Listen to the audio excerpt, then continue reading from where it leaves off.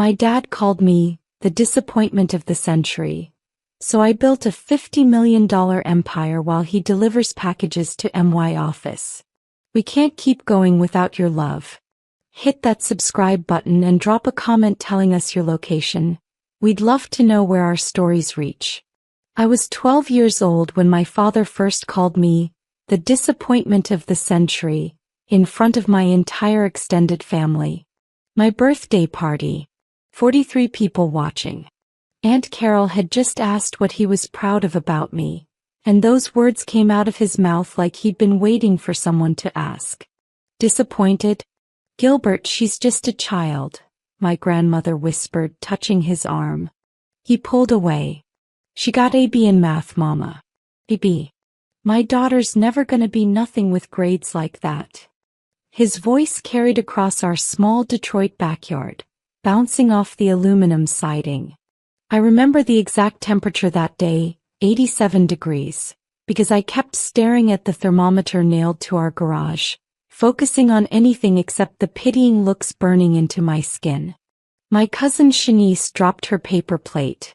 The potato salad splattered across her shoes, but nobody moved to help her clean it. My mother, Stephanie, stood frozen by the grill, tongs dangling from her hand. Gilbert, please. Please, nothing, Pat. Somebody gotta tell the truth around here. Look at the Johnson's daughter. Full scholarship to Michigan State. The Williams boy, already taking college courses. And what we got. He gestured at me like I was evidence in a trial. This. That word. This. Not even her, or my daughter. Just this. I felt something crack inside my chest that day, something that wouldn't heal for years. But I also felt something else ignite. A burning determination that would eventually consume everything my father thought he knew about success, failure, and which one of us would end up begging for mercy. I just didn't know it yet. The disappointment label didn't fade. It multiplied like mold in darkness. Every family gathering became another opportunity for my father to showcase his shame in me.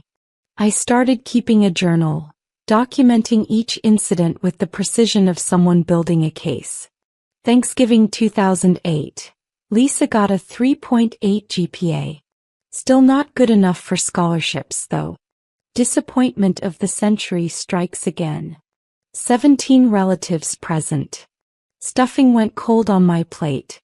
Christmas 2008. She wants to go to art school. Art school. Might as well flush money down the toilet. My mother cried in the bathroom for 20 minutes. My Uncle Bernard pulled me aside during that Christmas dinner. Don't listen to him, baby girl. Your daddy's he's just hard on you. Hard on me. Uncle B, he introduces me to his friends as my daughter who's probably gonna work retail her whole life. I'm 14. Bernard's face tightened. Gilbert was always competitive. When your Aunt Denise's kids started doing good, something in him it broke, I think. But here's what nobody understood. My father wasn't just harsh. He was methodical. He'd researched average salaries for artists, $45,000 annually, he'd announce at dinner. Foreclosure rates for dreamers, his word, and statistics about failed businesses started by people without practical skills. You know what the unemployment rate is for fine arts majors, Lisa? He'd corner me in the kitchen. 27%. You want to be part of that statistic? That's my legacy. The disappointment of the century becomes the unemployment statistic of the decade. My mother tried running interference. Gilbert, she's talented. You've seen her paintings. Talented don't pay bills, Stephanie. Talented don't keep the lights on.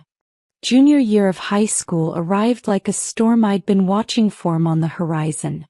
My guidance counselor, Mrs. Joyner, called me into her office with a smile that made my stomach twist with hope. Lisa, your portfolio is extraordinary. I've never seen anything like it from a student your age. I'm recommending you for the Pennington Scholarship. Full ride to Rhode Island School of Design.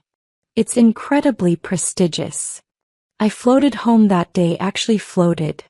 For the first time in years, I let myself imagine a future where I wasn't defined by my father's disappointment. I burst through our front door, application papers clutched in my sweating hands. Dad, Mom, I got recommended for this amazing scholarship to RSD. My father looked up from his newspaper. The Detroit Free Press. Sports section. I remember because of what happened next. He set the paper down with deliberate slowness. Rhode Island School of Design. Yes. It's one of the best art schools in the... No. That single word dropped like a guillotine blade. What do you mean no? You haven't even... No, Lisa.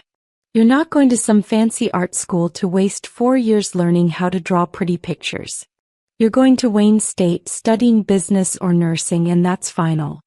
I'm not signing any application that says otherwise.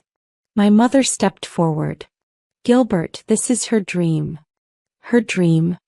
Her dream. His voice shook the kitchen cabinets. I don't care about her dreams, Stephanie. I care about her survival. And artists don't survive. They suffer, then they die broke, and everyone who believed in them suffers too. Mrs. Joyner later told me she'd never seen a parent actively sabotage their child's future before. She tried calling him. He hung up. 3 times. I forged his signature on the application anyway. The acceptance letter arrived on a Tuesday in March. Full scholarship. Housing included. Stipend for supplies. Everything I'd dreamed about, printed on thick cream paper that smelled like possibility. I hid it in my calculus textbook. But my father had started searching my room by then. Just making sure you're not doing drugs or dating thugs, he'd say, as if those were the only 2 dangers in the world. He found it on Thursday. I came home from my shift at the movie theater, $8.25 an hour, saving every penny, and walked into a living room that felt like a crime scene. My mother sat on the couch, mascara running. My father stood in the center of the room, holding the RSD letter like it was covered in filth. So you're a liar now. A forger. That's what the disappointment of the century has become. A criminal. Dad, I just wanted. I don't care what you wanted, Lisa. He ripped the letter. Once. Twice. Kept ripping until it was confetti on our brown carpet. You think you're better than me? You think you're smarter? I've been working since I was 15 years old. 15. I put food on this table. Kept the lights on. And you want to throw away a practical future to play with paintbrushes. Something in my mother finally snapped. Gilbert, stop it. Stop it right now. Stay out of this, Stephanie. No. I won't stay out of it anymore. You've been destroying this girl for 6 years. 6 years. Every holiday, every dinner, every damn day in this house, you tear her down. Why? Because you're jealous. The silence that followed was nuclear. My father's face transformed into something I'd never seen before. Pure, distilled rage mixed with shame. The combination made him dangerous. Jealous? Of what? Of a girl who's gonna end up serving coffee to real professionals? Stephanie, have you lost your mind? No, Gilbert. I've found it. My mother stood up, all 5'3" of her suddenly occupying massive space. I found it watching you systematically destroy our daughter's spirit because your own daddy did the same thing to you. His hand twitched. Just a twitch, but we all saw it. I stepped between them. Don't you dare. Oh, now the disappointment wants to play hero? His laugh was acid. You couldn't even fill out a college application honestly. You're a liar and a failure, and I'll be damned if I'm gonna pay for you to become a starving artist. You wanna go to RISD? You figure out how to pay for it yourself. But you're not doing it from under my roof. Gilbert, my mother started. It's Stephanie. She goes to that art school. She's not my daughter anymore. She's out. Completely out. No money, no support, no family connections. Nothing. She wants to be independent so bad. Let's see how she handles real independence. I felt something crystallize in that moment. Every insult, every public humiliation, every time he'd made me feel smaller than an atom. It formed into something solid and unbreakable inside me. Fine, I said. My voice didn't shake. I'll leave. Lisa, no. My mother reached for me. I'll leave and I'll succeed.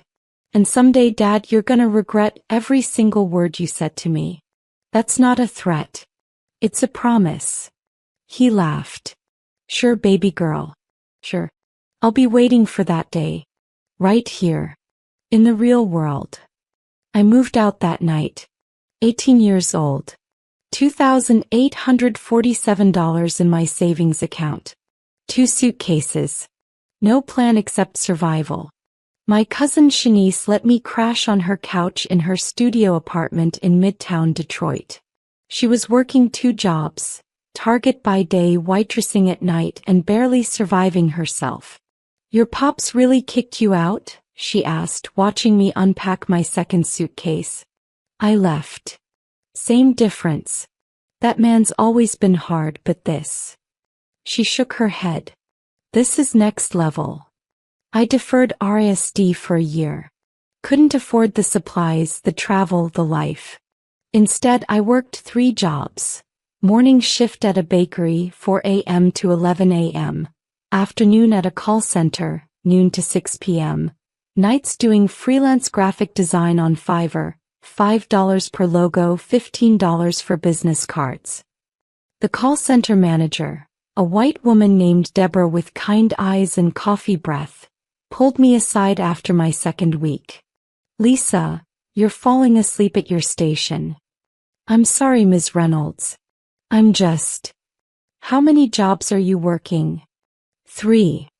She blinked. 3. Jesus. Why? Saving for college. Something in her expression shifted. She wrote something on a sticky note, pressed it into my palm. My brother runs a digital marketing firm. They need a junior designer. $20 an hour. It's not much, but it's better than $5 logos. That sticky note changed my life. Within 2 months, I was working for TechFlow Digital. Within 6 months, I'd learned more about business than any college could teach me. Within a year, I'd saved $28,000. But I never went to RISD. Because I'd discovered something more valuable than a degree. I understood how businesses actually worked. And I had ideas. God, did I have ideas? My breakthrough came from rage and observation.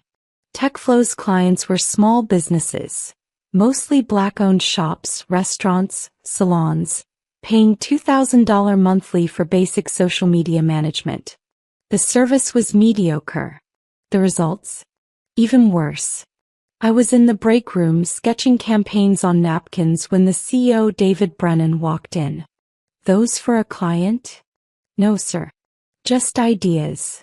He picked up a napkin. Studied it. This is better than what my team produces. Who taught you this? Google. Necessity. David laughed. Necessity. The mother of invention and apparently good marketing. How old are you? 19. 19. Jesus. I was getting drunk at frat parties when I was 19. You're designing campaigns that could save my struggling clients. He paused. I'll make you a deal. You take on 3 of our most difficult clients, the ones about to leave us. If you can improve their metrics by 30% in 3 months, I'll give you a $10,000 bonus and promote you to senior designer. I improved their metrics by 200%. In 6 weeks. The salon owner, Mrs. Patterson, called David personally. Whatever you're paying that young woman, triple it. She's made me more money in 1 month than I made all last year. David kept his promise.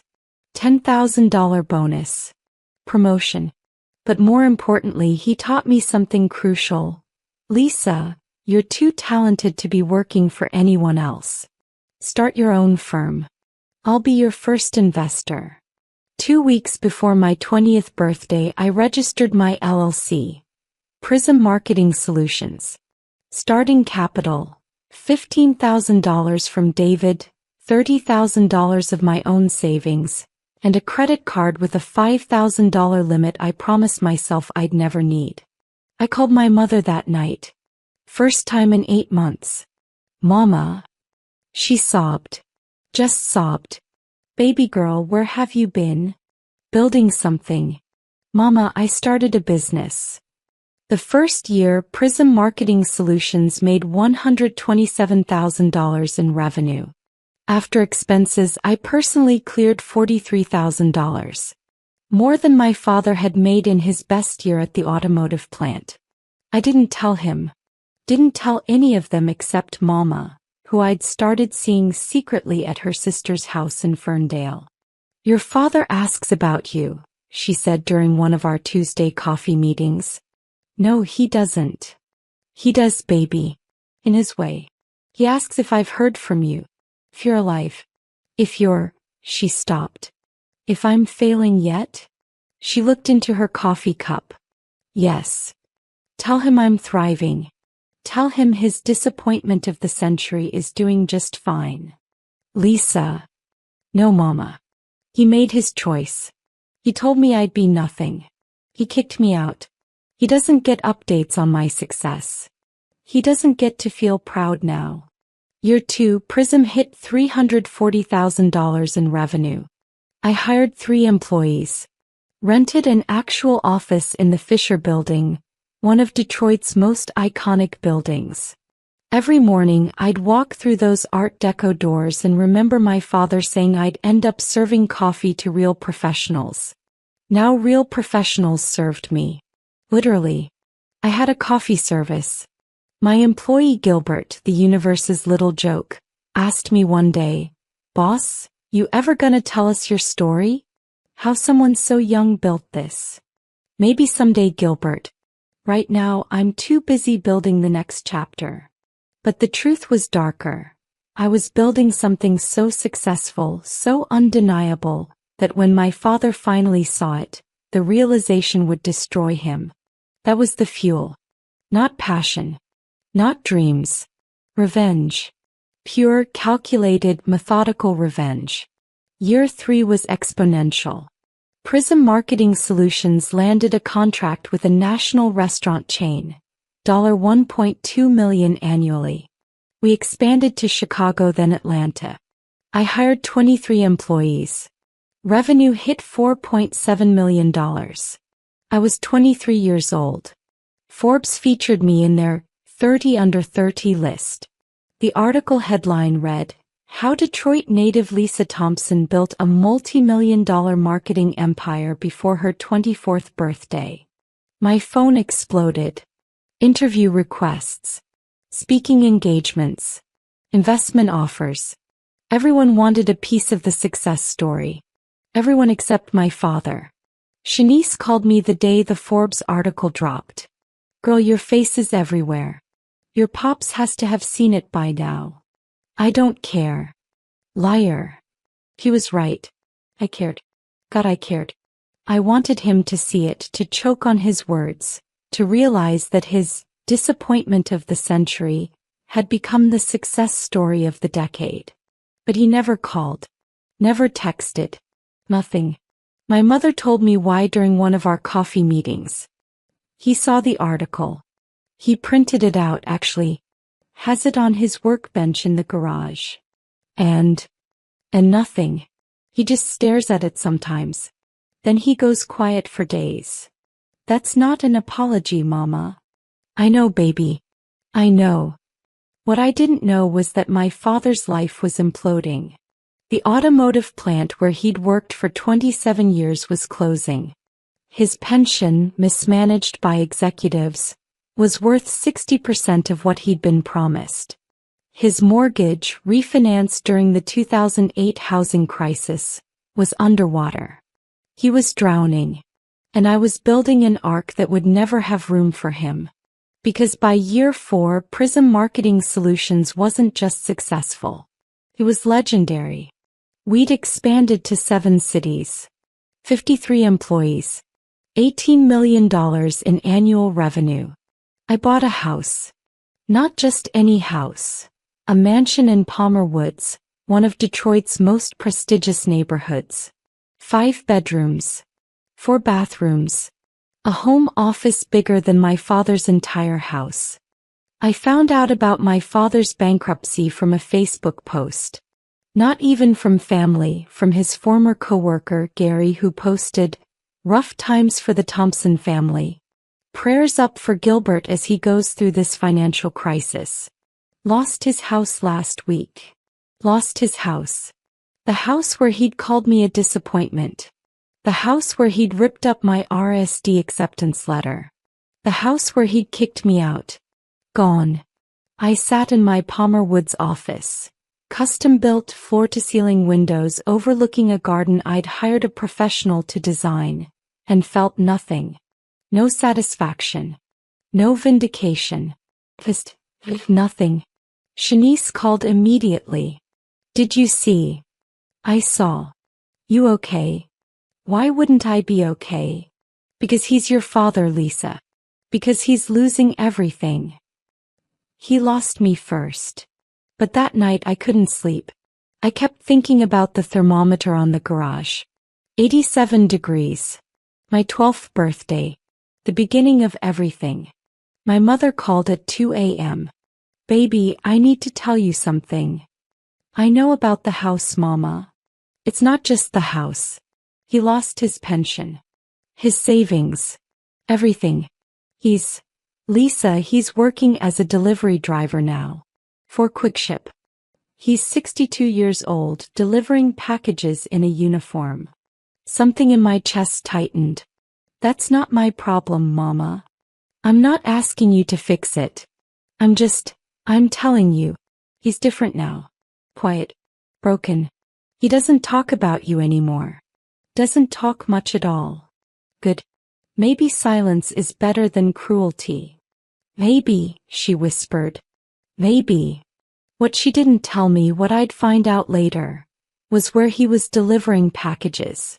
Because the universe has a sense of humor darker than anything humans could design. And fate was about to deal the most twisted hand either of us had ever seen. It was a Thursday in October when I saw him. I was in my office. We'd moved Prism headquarters to a stunning renovated building in New Center, glass and steel, very modern. Reviewing quarterly reports with my CFO, James. "Boss, you okay?" James asked. "You look like you've seen a ghost." I couldn't speak. Couldn't move. Because through my office window I was watching my father walk through our lobby carrying a stack of packages. The QuickShip uniform, navy blue polo, khaki pants, hung loose on his frame. He'd lost weight. A lot of weight. His hair, once thick and black, was almost completely gray. He was 62 years old, delivering packages to my company. To my company. I watched him approach the reception desk. Watched our receptionist, Tanya, smile and sign for the packages. Watched him nod politely, professionally, like he was delivering to just another business. He didn't know. He had no idea this building, this empire, belonged to his daughter. The disappointment of the century. James followed my gaze. "Boss? What's wrong?" "That delivery driver. The older gentleman." "Yeah. What about him?" "That's my father." James nearly dropped his iPad. "That's holy shit. Does he know you own?" "No." "Are you going to tell him?" I watched my father walk back through the lobby, shoulders slightly hunched, moving like someone who'd been carrying heavy things for too long. He pushed through the glass doors, disappeared into the Detroit afternoon. "Not yet," I said. "Not yet." But over the next 3 weeks he delivered to our building 17 times. I watched every time. From my office window. From the conference room. Once from the parking garage as he loaded empty boxes back into his truck. Each time I felt something shift inside me, the rage that had fueled everything beginning to crack, revealing something underneath I wasn't ready to name. I planned it carefully, methodically, the way I'd planned everything since leaving his house 7 years ago. I told Tanya to call me the next time the quick ship driver arrived, to send him up to my office for signature confirmation on a valuable package. The call came on a Monday morning, November 3rd. Exactly 7 years and 8 months since he'd kicked me out. Miss Thompson, the quick ship driver, is here. Should I send him up? My heart hammered. Yes. Tell him to come to the executive suite. Top floor. I stood at my office window, watching Detroit sprawl beneath me. This city had raised me, broken me, and rebuilt me, just like I was about to do to my father. The knock was soft, tentative. Come in. The door opened. I didn't turn around, just listened to his footsteps, slower than I remembered, heavier, cross my marble floor. I need a signature for... I turned around. The recognition happened in stages. First confusion, then disbelief, then something that looked like physical pain. Lisa. Hello, Dad. The package slipped from his hands, hit the floor with a thud that echoed through my massive office. He looked at me, at the office, at the view, at the plaques on my wall. Forbes 30 Under 30, Entrepreneur of the Year, Detroit Business Leader Award. This is yours? Yes. All of this? The building? The company? Prism Marketing Solutions. $50 million valuation as of last quarter. 73 employees across 8 cities. Is that all mine? He stumbled backward, catching himself on my guest chair. How when? About 7 years ago. Right after you kicked me out. Right after you told me I'd be nothing. Right after you called me for the 1,000th time, the disappointment of the century. Each word landed like a punch. How? Hard work, talent, and spite. Mostly spite. Lisa, you what? You're proud? You're sorry? Which bullshit apology were you reaching for? My father collapsed into the chair. Not sat, collapsed. Like his strings had been cut. He looked at his hands, weathered and calloused from 6 decades of manual labor. I was wrong, he whispered. About everything. About you. About what mattered. About... His voice broke. I destroyed us. I destroyed you. For what? For my ego? For my fear. Fear? You were afraid. Terrified. Your whole life terrified. Because you were smarter than me. More talented. More everything. And I didn't know how to be proud of that without feeling like I was nothing.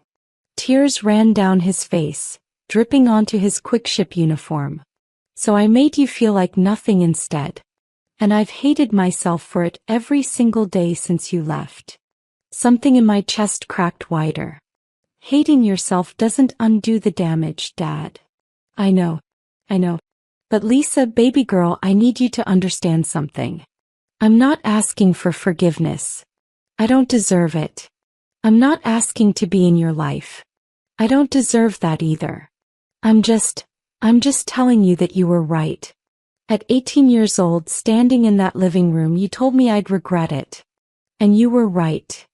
The rage that had sustained me for 7 years evaporated, leaving something rawer behind. Not forgiveness. Not reconciliation. But maybe, the beginning of letting go. I need you to leave now, Dad.